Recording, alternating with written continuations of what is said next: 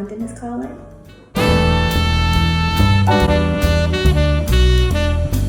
Welcome back to Student Dr. London Calling. I'm so thankful that you guys decided to click play and watch this.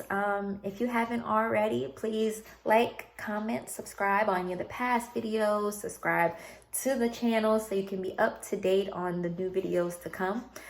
Today's video is going to talk about highlight a different part of the underrepresented community. Lately, I've been talking about my end on the Black community because, that's what I know, that's what I'm familiar with, and shedding light on different experiences and different things. This time I'm going to highlight the Hispanic community. I call up my friend Manny, and he is going to talk about just the different things that he has encountered in the healthcare field and different ways on how he can improve with his community. So I really hope you guys enjoy. Bye. Hi everybody, my name is Manny. I am a second-year medical student here at PCOM South Georgia, and I am also a Latino first-generation college graduate and a first-generation student physician. And I want to thank London for giving me her platform and the opportunity to speak more on issues affecting the Hispanic and Latino community. So for starters, I just wanted to talk about a few things to consider, or at least what I think about when it comes from the perspective of a student physician in my shoes. So language barrier is a big one for the Hispanic community.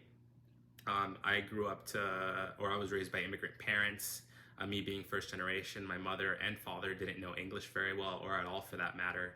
I actually started school, they taught me Spanish and then just threw me into public school, hoping that I'd learn English, and it turned out well because I'm well versed bilingually. But growing up in a Spanish speaking household, it was easy for there to be health barriers, not necessarily for serious medical conditions, but at the doctor's office, in any situation where we were visiting anyone at the hospital, it was difficult going both ways for my parents to convey or express what they were feeling to the physicians, and the physicians with their limited Spanish to answer back in a way that both parties could understand what was going on.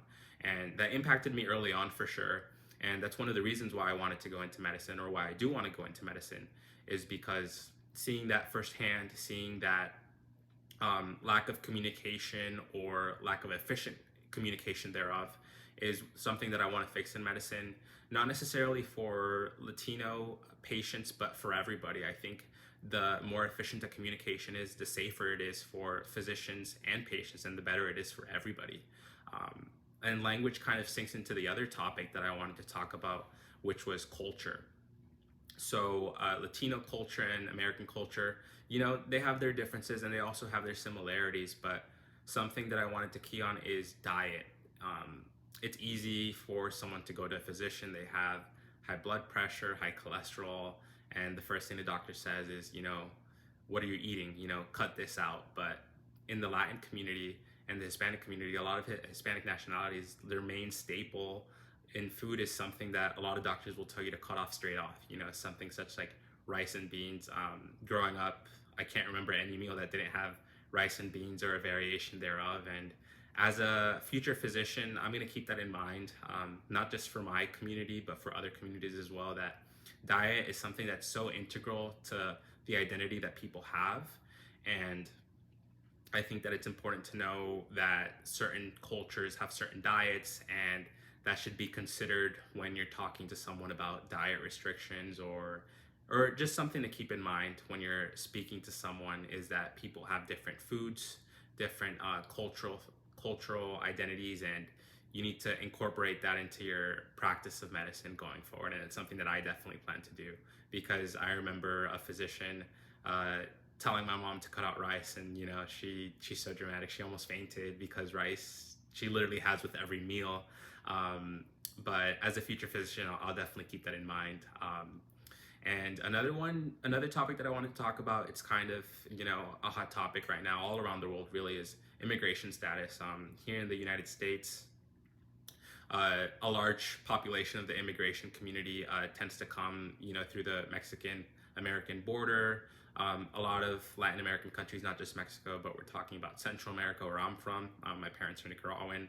South America. And immigration status is a big one, because although I was never an immigrant, I was here in the United States. My mom and my dad were, and I know countless of friends and family friends that were immigrants.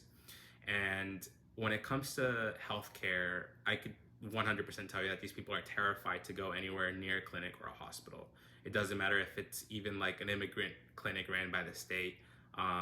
These individuals feel so much at risk with their immigration status that if they suffer from an illness, trust me, unless it's life threatening, they will not go for the most part because they're terrified that their immigration status will somehow get, put out there to ICE or whatever federal agency, and that they'll end up going back to their home country where they fled, due to whatever reasons, which was poverty, famish, violence, whatever it be. And that's important in my community because it's important to acknowledge that a lot of people suffer from that fear.